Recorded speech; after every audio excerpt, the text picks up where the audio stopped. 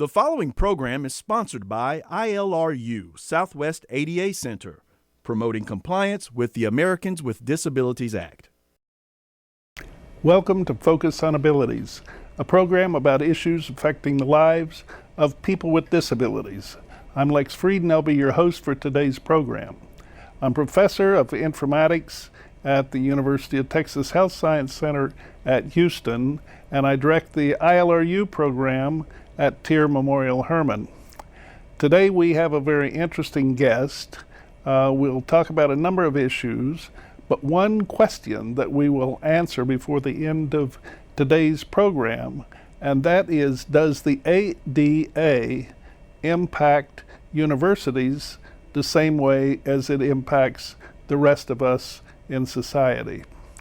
And we'll get to that answer in the course of our interview, but right now I want to take a short break. Please stay tuned for more Focus on Abilities.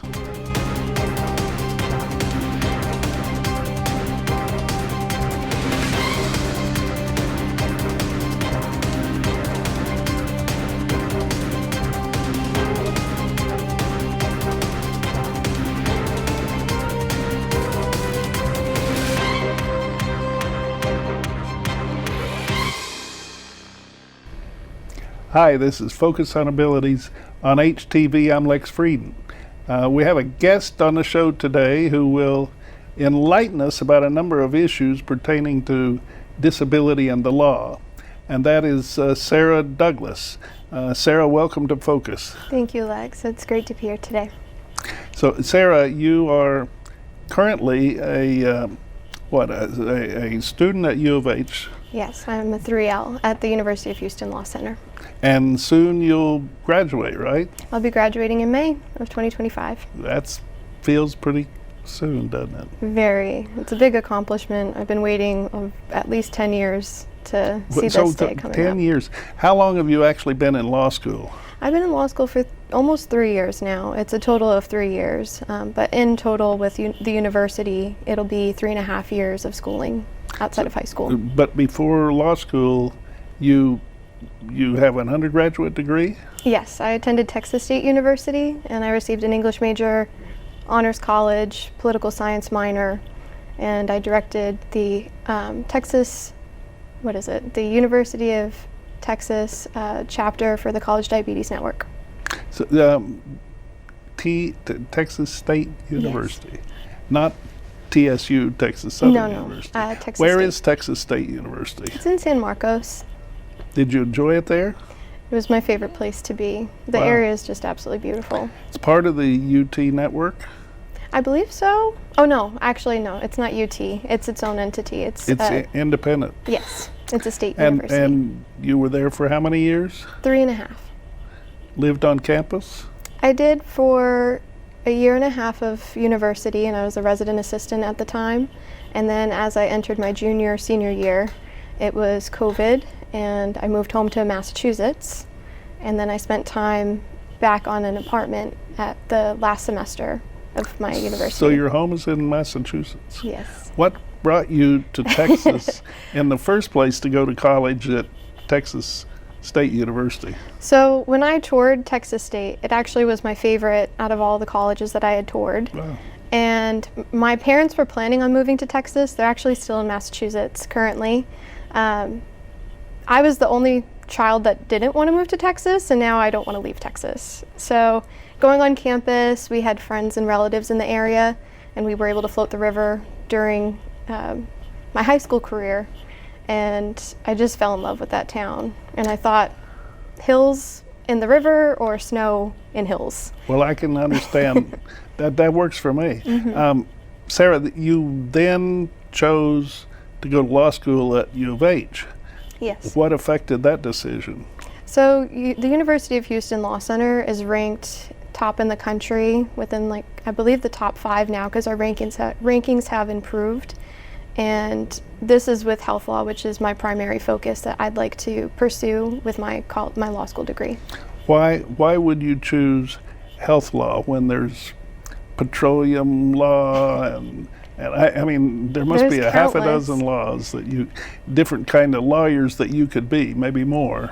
Absolutely. And you chose health law. Why is that? So I was grown up mostly within the medical field. I was diagnosed at 2.5 with type 1 diabetes. So it's been 22 years since I was diagnosed. And with those experiences that came with my disability, I started to notice a lot of prejudice and stigmas that came out of a lack of education. And with that, I decided this is something that I want to pursue, that I want to help others. I had to learn how to self-advocate, and I started picking up on other people's stories and seeing their disabilities and the stigmas, prejudices, and discrimination that came along with it. So I decided my voice, I feel like, is very strong, and I had great role models that inspired me in this process. So I thought this might be the career path that is meant for me. So you were diagnosed as an infant. Yes. And while you were in school, did your diabetes affect your behavior? Or? Absolutely. Growing up, there's a multitude of experiences that I went through with my diabetes, especially. Type 1 is juvenile diabetes, and it's oftentimes confused with type 2. Type 1 is where your pancreas doesn't work or function at all. It's an autoimmune where the white blood cells killed off the insulin-producing cells. And so with this, it's considered an invisible disability. And in my small town that I came from, I was one of the first and only diabetics in the town. So through this, my parents and I, we had to really explore what avenues of advocacy we had. And so did you have daily treatment?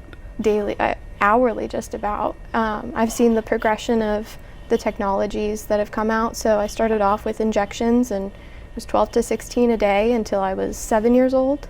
Good and I grief. moved on to an insulin pump. You weren't able to do that for yourself, were you?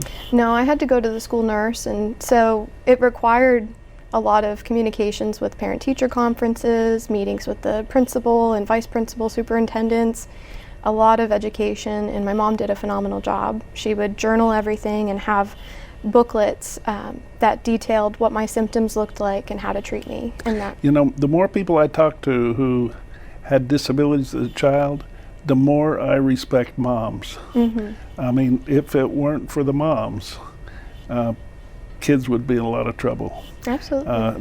That's amazing. Congratulations to you and your family. Thank you.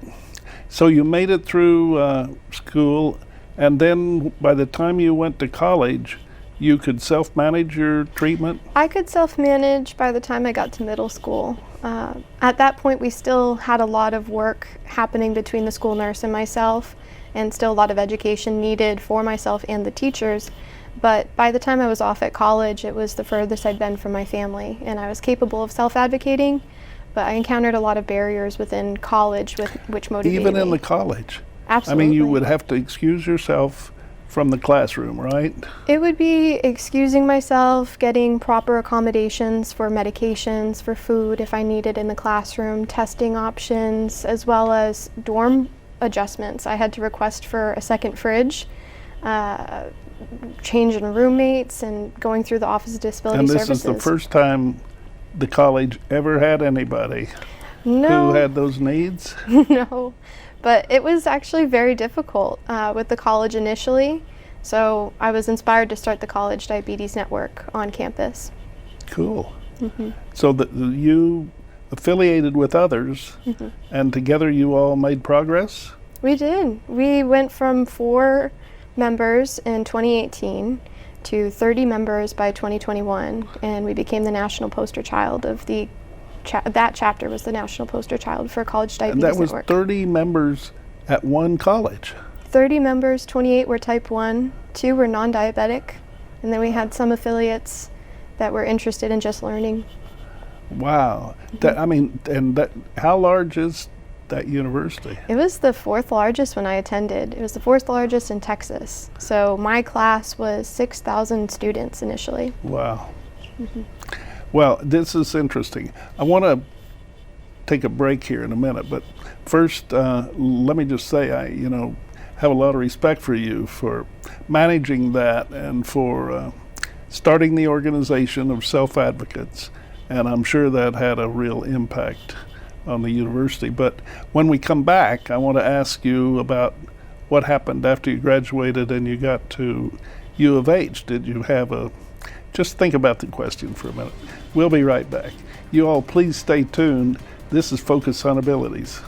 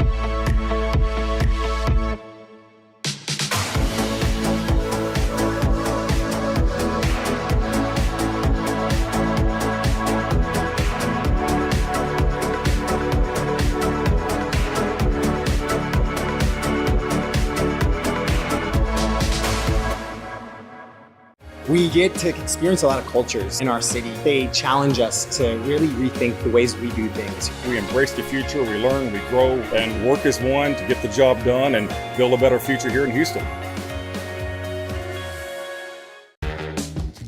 The Kennedy Bakery building is said to be one of the oldest haunts in Houston.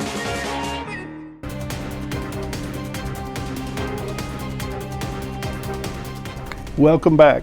We're here today with Sarah Douglas from the University of Houston Law School. Sarah, you graduated from Texas State and then came to Houston. You picked U of H because it was close by, it was in Texas. They had a great program. Did you visit the campus? Actually, no. Never did. Mm-mm. So you weren't aware of the new facilities until you arrived, right? Correct. They opened it first day of classes, so we got a preliminary tour, and then afterwards it was fully functioning, no use of the old law school. So you never saw the old classroom building? I've gone in a few times, but not for classes, not for any events. It's more exploratory. Well, it's a great improvement. Mm-hmm. However, you and some of your colleagues found issues with it as far as accessibility was concerned. Yes. What about that? I think coming into law school and doing health law, I was very surprised to find that one of the top universities in the nation for health law was inaccessible. And so Well, you say inaccessible. That means you couldn't get into it. Is that true? No, but there are certain elements, like there's no ramps, there are elevators, there's no fire evacuation plan, the doors are not in But compliance. the ramps, you don't need ramps because it's a level entrance, right? Yes, it is a level entrance. But the doors wouldn't work. Mm-mm. And the elevator inside, limited to one exit there? Yes. So if you're up on a floor and there's a fire and the elevator stops, how do you get out of that building? At the moment, there's no evacuation plan. As far as I'm aware, they are working on it. There's a group on campus, the Disability Law Society, that has been working alongside the law school to make the university more in compliance. Well, I hope by the time this show airs, you're able to get out in case of a fire. Mm-hmm. I'm sure for the time being, some other students would help those who are mobility impaired or otherwise need help out of the building, and that's a natural kind of a thing.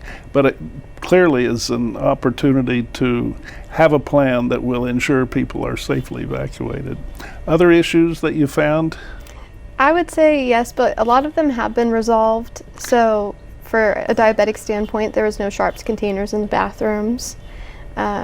There was issues with entering into classrooms where I did have one classmate who was wheelchair bound, and he wasn't able to get into his classroom until somebody opened the door for him. Yeah, I actually remember being there, not being able to get into the bathroom. And the bathroom was completely accessible. On the inside, you just couldn't get through the door. And the door, even for somebody who could push it, was so stiff. And yet the ADA has standards for those kinds of things. I'm sure the university didn't intend for it to be that way, and I think that illustrates the problem when you have a plan, and yet contractors who are working on the plan are not in sync, or they don't understand it, or whatever. Do you find that? I mean, have you found that in other facilities? I haven't explored the university so much. However, I do know with the University of Houston Law Center, they had an ADA coordinator come out and evaluate the plans and parking lot situations. However, I believe with kind of every new building, there's always things that get forgotten in the process. True. So I've actually since gone back to the building last week, and the doors are now automatic in the libraries. They've lightened the doors. Good. And it's much more accessible. Well, you'll be interested to know that I graduated from the University of Houston in 1975, or I think 75, maybe 74. Long time ago, I graduated from U of H, and one of the reasons I went to U of H is because it was the only, at the time, accessible university in the southwestern United States. They had ramps on buildings. They had bathrooms that have been fixed so people with wheelchairs could use them, and that was very progressive. So I'm glad they're coming back to leading edge accessibility now. A lot of the standards have changed. I mean, that was before the ADA. So you're studying health law partly in order to help people with disabilities reach their objectives and be treated according to the law, the ADA, right? Yes. I actually wrote my college application essay about disability rights and how it was my main motivation in becoming an attorney. And so through working with you this summer, I was able to understand that not only with a law degree am I empowered to do more, but just my voice alone can be empowering enough. Right. So for the law school itself, it's been an incredible journey with the offerings of health law courses, and of course that's how we met, was at the disability rights course with Jessica Roberts. Well, there's some great professors. The faculty there is outstanding. Probably part of the reason why the school has such a high rating, that and the quality of the students like you. Sarah, I've always been curious about people with so-called hidden disabilities. Your disability is not evident, mine is. Do you feel like people with hidden disabilities face the same kind of discrimination? Are they discriminated as much? What have you ever thought about that much? So through our internship, I did end up writing the editorial about living with invisible disabilities and some of the similarities with visible. And so I would say with invisible disabilities, there is a difference. However, we still experience stigmas, we still experience prejudice and discrimination, and it's a lot of lack of education. So I would say the main difference is probably if I'm advocating for myself, somebody can see me and say, well, there's a logic here. If you're requesting an accommodation, what for? I have to explain it. Yeah. So your next step after graduating is to get a job as a lawyer. Where do you plan to work? It's anywhere at the moment. I'm looking at hospitals potentially for in-house to do compliance work. I want to work alongside doctors and help with compliance with the law like the ADA or HIPAA, and make sure that patients are properly and ethically treated. And if not in a hospital setting, I'm looking into also estate planning and probate to help people that are having difficulties with end-of-life treatments and questions about guardianship. Oh, that's interesting too. All right, we want to talk a little bit about your summer experience. We can do that when we come back from this break. You all, I hope you're enjoying today's show. I am, and I hope you come back after this short break from Focus.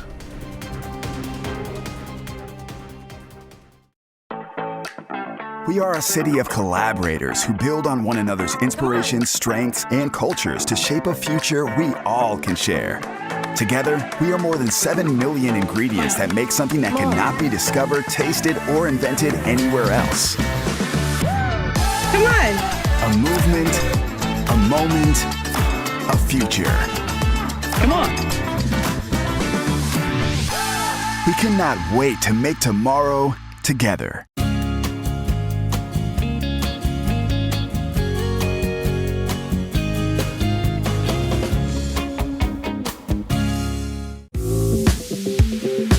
In Houston, we make tomorrow together. But first, we make dinner together.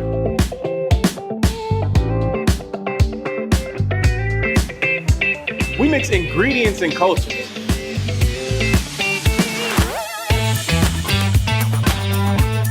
We create excitement that you can taste. And experiences to savor. Join us in Houston. Let's make tomorrow together.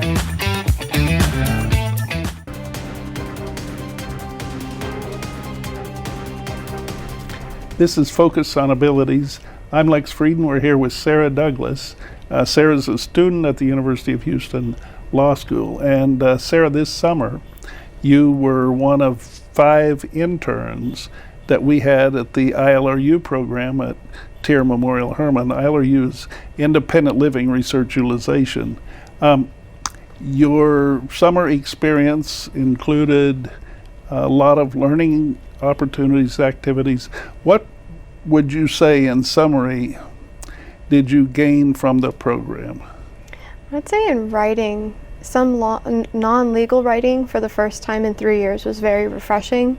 And so you had assigned me the editorial to write about living with invisible disabilities, and that really inspired me to continue working with possible lobbying, and it inspired me to continue researching different topics in which I can help advocate outside of just my legal career. So it's interesting, you, a lawyer, would say lobbying.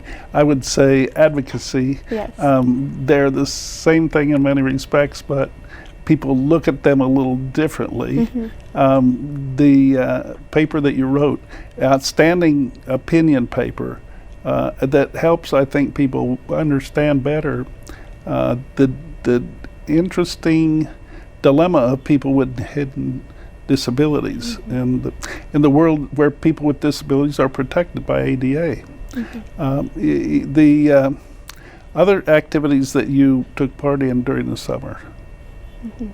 Tell us. I went to the Abilities Expo at the end of the summer and was able to connect with a lot of different organizations. So even with my health law organization at U of H, I'm able to connect more and plan events to help people with disabilities. What organizations were there that you found most interesting? Christopher Reeves Foundation was one, and I also was really drawn to a wheelchair-bound tennis group where I can help teach children with disabilities how to play tennis, but also experience playing tennis as how I am now, and then also go wheelchair-bound and help them. Very cool. Learn. So I'm left-handed also, so it helps. Did you see the exhibit by the Organization of Amputees with Disabilities? I believe so. They were doing some crazy things, mm-hmm. Playing tennis and other sports. It's incredible. It was really an enlightening experience for me to see all the different types of organizations and how they can come together to help one another. And so as somebody that has an invisible disability, I really hadn't gone to an expo like this. And so the other students who were in our program this summer were interested in doing research on cancer. Mm-hmm. Did you find that cancer survivors may face the same kind of discrimination that you do, given the fact that people can't just look at them and see they have a disability? I would say so. I have family that are cancer survivors, and I contacted them when we started researching to get an idea as a family member what they would experience with an invisible disability and whether or not they'd identify as having a disability. And oftentimes I found that people with invisible disabilities tend to not want to identify with a disability. You have a theory about that? I've experienced it myself. I would say there's this level of the grieving process that I wrote about in my paper. And I learned this in undergrad with the American Deaf Culture is a introductory to the American Deaf Culture is a book that we had to read. And it talked about self-actualization. And so as somebody that was diagnosed at an early age with disability and there's no cure for, you go through these cycles of grief throughout your life, and it resurfaces over and over. Now at 22 years of having type 1 diabetes, I do feel like I've experienced it once or twice in my life where you're angry or resentful, you want to see if there's a way to cure it, you suddenly become very desperate to find a cure, and then eventually it becomes a part of you and your story. And that's what happened to me personally. So I suppose there are times when you feel it's not important to reveal that you have a disability, and rather than have the conversation, you just skip it. Yes. And other times where you figure out, look, these people need to understand what I'm coping with here, and then you share? I will share, especially when I'm in need of an accommodation, because it is essential. But oftentimes, people with invisible disabilities, they struggle to disclose that information, and they're discouraged from seeking accommodations, and that's one thing that I want to work on. So the reality is there are a lot of people with hidden disabilities who could be protected under the ADA, but choose not to reveal they have a disability and just live with the barriers that they have to face. In the case of a student, it might be they're making poorer grades because they don't have appropriate accommodations, and yet they're willing to accept that just in order not to reveal it. In the case of an employee, it might mean they lose their job. So what would you recommend to people like that? I would say I've experienced it myself, so I can identify with not pursuing accommodations when I should have, and I had that happen in law school. But what I would encourage people to do is seek those accommodations. You deserve those accommodations, because just because you feel like you're dealing with a lesser disability, that's not true. It's a lie you're telling yourself, and you deserve to be accommodated for so you can equally succeed in your career and in life. So I would say to people, if you have a question about how to deal with accommodations in the law, you may call 1-800-949-4232. 1-800-949-4232 is the Southwest ADA Center. And Sarah, you were working there part-time during the summer. ADA Center can give people information. They won't represent them, but they can tell them what their rights are. And if they need to find an attorney, that's another step to take. Sarah, thank you so much for being on the show today. Thank you, Lex. In closing, we will answer the question we asked at the beginning. Law school and universities are responsible for meeting the requirements of the ADA. ADA covers virtually every activity in our lives now, and some people forget about that. But it covers schools, it covers workplaces, it covers public accommodations, it covers a whole lot of issues that you don't think about. And for that, we have the good fortune to have people like Sarah Douglas who are being educated to help protect people going forward. So Sarah, thanks very much for being on the program. I want to thank all of you for watching Focus on Abilities. And we do this routinely, have great guests, good programs, thanks to HTV. I hope you all are having a great day, and I hope you'll join us for the next Focus on Abilities with Lex Frieden.